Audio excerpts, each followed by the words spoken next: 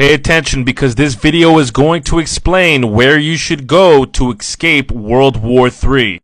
So where should you go?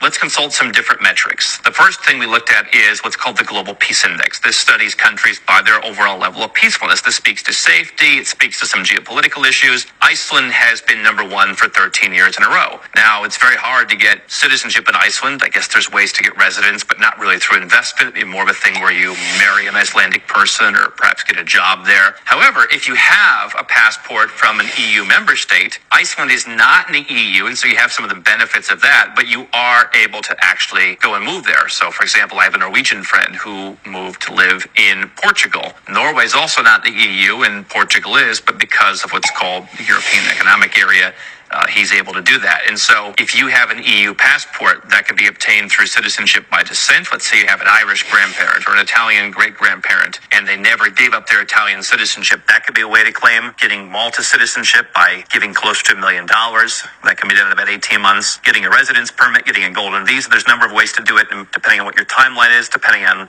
what your lineage is. Having an EU passport gives you access to Iceland. So we want to think strategically here. Where will we go if World War III happens? Well, having access to a country that you may not be a citizen of isn't the worst thing. And one of the benefits of Europe, but I think a lot of Americans or Australians or Canadians don't entirely understand, is that if you can live in one European country, you can basically live in all of them.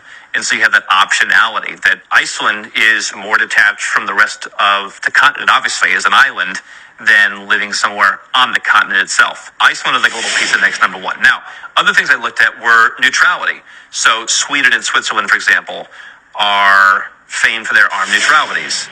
They have not been in a state of war internationally since 1815 and 1814, respectively. Now, of course, Sweden has cozied up with NATO now. Switzerland was obviously a bit more on board with joining in and saying, hey, let's sanction Russians, whereas they've been more neutral historically. So that neutrality is eroding a little bit. You look at a country like Ireland, for example, also an island, which scores relatively highly in some of the safety and global peace index studies. They have historically been neutral. And so if we look again at not only where do you want to go to be physically safe in a world war, but where do you want to go to be geopolitically safe? I'd rather be Irish than American, because you're going to have a lot more options as an Irish citizen than you are as an American if certain places say, hey, listen, you guys are on the other side of the coin. Let's say a country like Indonesia, you want to move to Bali. They're on one side of this war tree, and it's against the U.S., Maybe Bali is a perfectly peaceful and wonderful place to go and be. And Indonesia just said, hey, listen, we don't want people who are instigating a world war to come here. You're not eligible for this residence permit, or we're canceling your visa-free travel. That's happened before. So neutrality is one of the things you can consider. The third thing to look at is simply, let's just count the wars. Sources say that Europe has had no wars fought since World War II. Obviously, that has changed, and the Balkans would like a word to those who've said no wars since World War II.